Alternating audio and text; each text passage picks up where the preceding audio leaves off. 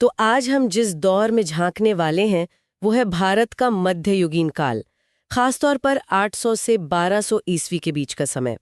हमारे पास जो स्रोत हैं वो सिर्फ राजा महाराजाओं की कहानियां नहीं सुनाते, बल्कि उस दौर के समाज, धर्म और कला की एक बड़ी ही मजेदार तस्वीर दिखाते हैं। हाँ, और ये तस्वीर एक पहेली की तरह है, जिसके अलग अलग टुकड़े हैं। एक तरफ नई नई भाषाएं जन्म ले रही हैं, तो दूसरी तरफ आसमान छूते मंदिर बन रहे हैं। कहीं धर्म का रूप बदल रहा है, तो कहीं किताबों के पन्नों पर एक नई कला पैदा हो रही है। तो चलिए इन टुकड़ों को जोड़कर देखते हैं। हमारा मकसद सिर्फ ये जानना नहीं है कि क्या क्या हुआ, बल्कि ये समझना है कि कैसे इस दौर में भारत के अलग अलग कोने, जो पहले अपनी अपनी दुनिया में जीते थे, एक दूसरे के करीब आ रहे थे। ये एक तरह से भारत के सांस्कृतिक एकीकरण की कहानी है ना, जिसने आने वाली सदियों की नींव रखी। बिल्कुल, ये एक ऐसा दौर था जब भारत की एक साझा पहचान बननी शुरू हुई थी, और इसकी वजह कोई एक राजा या एक लड़ाई नहीं थी, बल्कि संस्कृति की वो लहरें थीं जो पूरे देश में फैल रही थीं। तो कहानी की शुरुआत होती है भाषा और धर्म से। स्रोत बताते हैं कि उस दौर में नई भाषाएं पनप रही थीं और हिंदू धर्म का फैलाव हो रहा था। इन दोनों के बीच कोई कनेक्शन था क्या? देखिए, यहाँ जो सबसे दिलचस्प बात है वो है भक्ति आंदोलन की भूमिका। इसकी शुरुआत हुई दक्षिण भारत में तमिल संतों से, और फिर ये धीरे धीरे एक आग की तरह उत्तर की तरफ फैल गया। और इन भक्ति संतों ने एक क्रांतिकारी काम किया। उन्होंने वेदों और शास्त्रों की मुश्किल संस्कृत को छोड़ दिया और आम लोगों की भाषा में बात करना शुरू किया। वो उस भाषा में गा रहे थे, उपदेश दे रहे थे, जिसे एक आम किसान या कारीगर समझ सकता था। और ये बात बहुत बड़ी है। मतलब वो धर्म को पंडितों और विद्वानों के दायरे से निकालकर सीधे आम आदमी के दरवाजे पर ले आए। स्रोत कहते हैं कि उनके ज्यादातर अनुयायी निचली जातियों के लोग थे, कारीगर, किसान। ये तो एक बहुत बड़ा सामाजिक बदलाव रहा होगा। बिल्कुल, और ये सिर्फ दर्शकों की होड़ नहीं थी, ये विचारों की सीधी टक्कर थी। सोचिए, एक तरफ बौद्ध धर्म था जो उस समय तक काफी दार्शनिक और जटिल हो चुका था। निर्वाण और शून्यवाद जैसी बातें आम इंसान के लिए समझना मुश्किल था। और दूसरी तरफ भक्ति आंदोलन था जो कह रहा था, आपको बस भगवान से प्रेम करना है, अपने दिल की भाषा में। ये एक भावनात्मक सीधी सादी अपील थी जिसने लोगों को तुरंत अपनी तरफ खींच लिया। तो मतलब जैसे जैसे भक्ति आंदोलन लोकप्रिय हुआ, बौद्ध धर्म की पकड़ कमजोर होती गई। लेकिन स्रोत ये भी कहते हैं कि पूर्वी भारत में बौद्ध धर्म तब भी काफी मजबूत था। सिर्फ पूर्वी भारत में ही क्यों, बाकी जगहों पर राजा बौद्ध धर्म को सपोर्ट नहीं कर रहे थे क्या? कर तो रहे थे, लेकिन पूर्वी भारत में पाल राजाओं का समर्थन कुछ अलग ही स्तर का था। वो सिर्फ पैसा नहीं दे रहे थे, उन्होंने नालंदा और विक्रमशिला जैसी यूनिवर्सिटीज को एक तरह का अकादमिक किला बना दिया था। और जहां राजा का झुकाव होता है, धनी व्यापारी भी वही निवेश करते हैं। ये एक पूरा इकोसिस्टम था। लेकिन एक और बात थी, बौद्ध धर्म अब वो नहीं था जो बुद्ध ने सिखाया था। समय के साथ इसमें तंत्र मंत्र, वज्रयान जैसी शाखाएं और इतने गहरे दर्शन जुड़ गए थे कि उसे समझने के लिए सालों की पढ़ाई जरूरी थी। ये आम किसान या कारीगर की रोजमर्रा की जिंदगी से बहुत दूर हो गया था। फिर एक बहुत बड़ी घटना होती है। स्रोत बताते हैं कि नालंदा पर तुर्कों ने हमला कर दिया। ये सिर्फ एक यूनिवर्सिटी पर हमला नहीं था, है ना? इसका असर क्या पड़ा? ये एक सांस्कृतिक महाविनाश था। नालंदा उस समय सिर्फ भारत का नहीं, बल्कि दुनिया का सबसे बड़ा बौद्ध शिक्षा का केंद्र था। जब उस पर हमला हुआ तो वहां के हजारों बौद्ध भिक्षु अपनी जान और अपनी पोथियां बचाने के लिए भागे। वो तिब्बत, बर्मा, इंडोनेशिया जैसे दक्षिण पूर्व एशिया के देशों में चले गए। और इस तरह अनजाने में ही ये हमला भारत के बाहर बौद्ध धर्म के फैलने का एक बहुत बड़ा कारण बन गया। तो एक तरफ बौद्ध धर्म भारत में सिमट रहा था और दूसरी तरफ हिंदू धर्म का क्या हाल था? स्रोत दो खास संप्रदायों का जिक्र करते हैं। हाँ, इस दौर में हिंदू धर्म के अंदर दो धाराएं बहुत शक्तिशाली हो गईं। उत्तर भारत में एक थे शैव यानी शिव के उपासक, और दूसरे थे वैष्णव जो विष्णु की पूजा करते थे। इन दोनों में भी विष्णु के अवतार के तौर पर कृष्ण की भक्ति सबसे ज्यादा लोकप्रिय हुई। कृष्ण की कहानियां तो आज भी घर घर में सुनाई जाती हैं।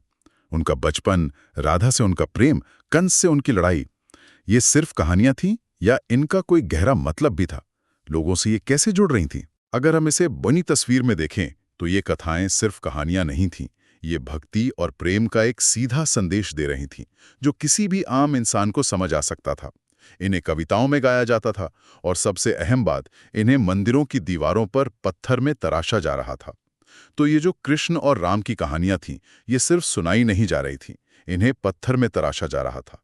और यहीं से हम उस दौर की सबसे शानदार विरासत पर आते हैं, मंदिर। हाँ, और स्रोत में एक लाइन है जो दिमाग में बैठ जाती है। हर महत्वपूर्ण राजा और हर शक्तिशाली सामंत ने एक मंदिर बनवाया। ये एक तरह का स्टेटस सिंबल बन गया था। सबूत तो आज भी पत्थर में गड़े हुए हैं। स्रोत हमें पूरे उत्तर भारत में ले जाते हैं, उड़ीसा के कोणार्क और भुवनेश्वर से लेकर मध्य भारत के खजुराहो तक। और दिलचस्प बात यह है कि इन सभी मंदिरों में, जो सैकड़ों किलोमीटर दूर हैं, आपको एक जैसी बनावट दिखेगी। ऊंचे ऊंचे शिखर, जिन्हें नागर शैली कहते हैं। ये दिखाता है कि सिर्फ धर्म ही नहीं, बल्कि वास्तुकला के विचार भी पूरे क्षेत्र में फैल रहे थे, जो हमारे उसी सांस्कृतिक एकीकरण वाले आइडिया को और मजबूत करता है। और ये मंदिर बनाने की होड़ सिर्फ हिंदू राजाओं में नहीं थी। स्रोत माउंट आबू के जैन मंदिरों का भी जिक्र करते हैं, जो सफेद संगमरमर से बने हैं, और उनकी नक्काशी तो देखकर यकीन ही नहीं होता। तो क्या ये कह सकते हैं कि उस दौर में अलग अलग धर्मों के बीच कला को लेकर एक तरह की होड़ थी? स्वस्थ प्रतिस्पर्धा शब्द शायद ज्यादा सही रहेगा। ऐसा लगता है कि हर कोई अपनी आस्था को कला के जरिए सबसे शानदार तरीके से दिखाना चाहता था। और पाल राजा, जिनकी बात हमने पहले की, वे तो बौद्ध और हिंदू दोनों ही धर्मों को बराबर का संरक्षण देते थे। ये उस दौर की धार्मिक सहिष्णुता का भी एक अच्छा उदाहरण है। पाल राजाओं की कला की कोई खास पहचान थी? हाँ, उनकी इमारतें मूर्तियों से भरी होती थीं। ये मूर्तियां या तो कांसे की होती थीं या एक खास तरह के काले स्लेटी पत्थर से तराशी जाती थीं। और कमाल की बात यह है कि इनमें से बहुत सारी मूर्तियां नालंदा के आसपास मिली हैं। इससे पता चलता है कि नालंदा सिर्फ ज्ञान का ही नहीं, बल्कि कला का भी बहुत बड़ा केंद्र था। और ये मूर्तियां मंदिरों की दीवारों पर एक कहानी कहती थीं। लेकिन इसी दौरान एक और जगह भी कहानियां कही जा रही थीं, बहुत छोटे पैमाने पर, किताबों के पन्नों पर। यहीं से चित्रकला की एक नई दुनिया शुरू होती है। एक मिनट, मुझे ये समझना है। मतलब एक जैन भिक्षु जो ताड़ के पत्ते पर शास्त्र लिख रहा है, वो अचानक से उसमें चित्र क्यों बनाने लगा? क्या उसे सिर्फ अपनी किताब सुंदर बनानी थी, या इसके पीछे कोई और मकसद था? सवाल बहुत अच्छा है। शुरुआत में मकसद यही था कि जो लिखा गया है उसे चित्र के जरिए और आसानी से समझाया जा सके। ये कला लघु चित्रकला या मिनिएचर पेंटिंग कहलाई। इसके शुरुआती कलाकार और संरक्षक भिक्षु ही थे। पश्चिमी भारत में जैन भिक्षु और पूर्वी भारत और नेपाल में बौद्ध भिक्षु। वो अपनी पांडुलिपियों में छोटे छोटे चित्र बनाते थे। ये चित्र ताड़ के पत्तों पर बनाए जाते थे। और ये कला वक्त के साथ कैसे बदली? शुरू में तो ये चित्र बहुत सरल होते थे, बस काम चलाओ। लेकिन धीरे धीरे कलाकारों ने उनमें और रंग भरने शुरू किए, बारीकियां जोड़नी शुरू की, और देखते ही देखते हर चित्र अपने आप में एक मुकम्मल कलाकृति बन गया। ये वही शैली है जो आगे चलकर मुगलों के समय में अपने शिखर पर पहुंची। जब आप इसे म्यूजियम में देखते हैं तो आपको झुककर देखना पड़ता है, वो इतनी बारीक होती है। आपको यकीन नहीं होता कि किसी ने 1000 साल पहले हाथ से ताड़ के पत्ते पर इतना डिटेल्ड काम किया होगा। ये कला से ज्यादा ध्यान या मेडिटेशन जैसा लगता है। तो हमने धर्म में, वास्तुकला में और चित्रकला में बड़े बदलाव देखे। ये सब बहुत प्रभावशाली है। लेकिन एक सवाल मन में आता है, इन सब का एक आम आदमी की जिंदगी पर क्या असर पड़ रहा था? अंतिम स्रोत कहता है कि 800 से 1200 ईस्वी के बीच लोगों के सामाजिक और आर्थिक जीवन में भी बदलाव आए, जिससे जीवन का एक नया पैटर्न बना। इसका असल में मतलब क्या था? क्या एक किसान जो बिहार में रहता था और एक बुनकर जो गुजरात में था, अब उनमें पहले से ज्यादा कुछ साझा का? बिल्कुल, यही इस दौर का सार है। ये नया पैटर्न यही था कि भारत के अलग अलग हिस्से अब उतने अलग थलग नहीं थे। सोचिए, भक्ति संत एक जगह से दूसरी जगह यात्रा कर रहे थे, अपने साथ नए विचार और गीत ले जा रहे थे। व्यापारी सामान के साथ साथ कहानियां और शैलियां भी एक बाजार से दूसरे बाजार तक पहुंचा रहे थे। लोग तीर्थ यात्रा पर निकल रहे थे, जिससे उत्तर और दक्षिण के बीच की दूरियां कम हो रही थीं। तो ये कोई राजनीतिक एकता नहीं थी, बल्कि एक सांस्कृतिक धागा था जो पूरे उपमहाद्वीप को धीरे धीरे एक साथ बुन रहा था। और स्रोत के मुताबिक इसी बुनते हुए सांस्कृतिक धागे पर एक नई राजनीतिक शक्ति आती है। हाँ, तुर्की और अफगान शासक। स्रोत उनके एक सपने का जिक्र करता है, एक अखिल भारतीय साम्राज्य पर शासन करने का सपना। वो एक ऐसी जमीन पर आए जो पहले से ही सांस्कृतिक रूप से एक दूसरे के करीब आ रही थी, और उन्होंने इसी नींव पर एक राजनीतिक ढांचा खड़ा करने की कोशिश की। ये भारतीय इतिहास के अगले अध्याय यानी दिल्ली सल्तनत के लिए मंच तैयार कर रहा था। तो आज हमने देखा कि कैसे 800 से 1200 ईस्वी का दौर सिर्फ लड़ाइयों और राजवंशों का नहीं, बल्कि जबरदस्त रचनात्मक ऊर्जा का समय था। भक्ति आंदोलन ने धर्म को आम आदमी की भाषा से जोड़ दिया। हमने ये भी देखा कि कैसे शानदार मंदिरों ने पूरे देश का परिदृश्य बदल दिया और राजाओं की शक्ति का प्रतीक बने।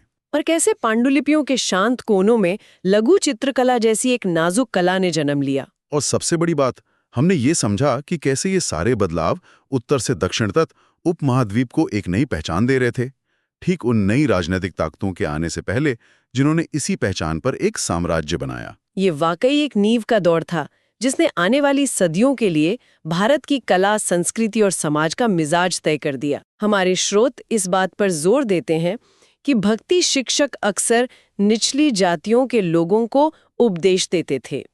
यहाँ सोचने के लिए एक सवाल छूट जाता है, क्या भक्ति आंदोलन मुख्य रूप से एक धार्मिक क्रांति थी या ये एक सामाजिक क्रांति भी थी जो अपने समय की स्थापित जाति व्यवस्था को जाने अनजाने में ही सही चुनौती दे रही थी?